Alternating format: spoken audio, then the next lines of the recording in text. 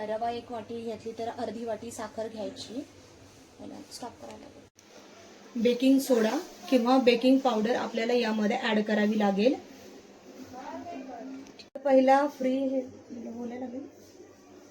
आपल्याला पहिल्यांदा cooker free heat करून घ्यावा लागेल.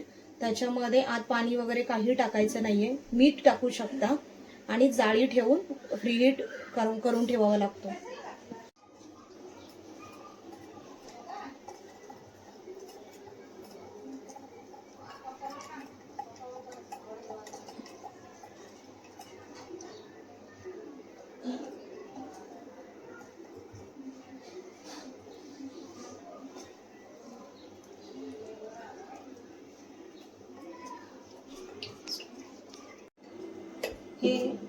हे आपल्याकडे कोकोनट कुकीज म्हणून मी आणले होते, ते घरात बेक केले होते, तर ते माझ्याकडे एक्स्ट्रा आहेत. तर आपण हे ह्याच्यामध्ये वापरू शकतो.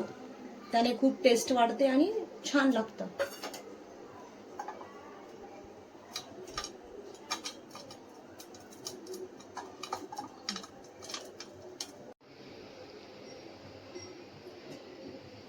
हे हाफ बॅटर आपण टाकतोय.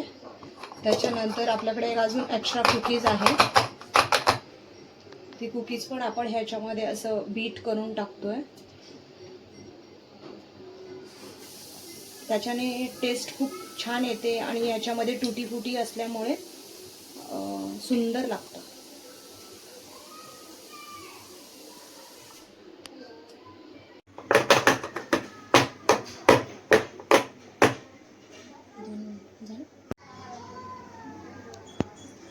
आता आपण कुकरमध्ये ठेवलेलं आहे जे आपण बॅटर बनवलं होतं ते.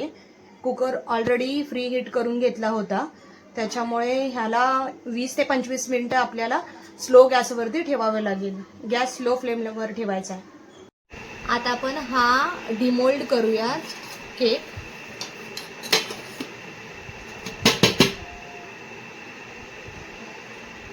मस्त डिमोल्ड झालेला आहे. स्पंजी पण झालेला आहे.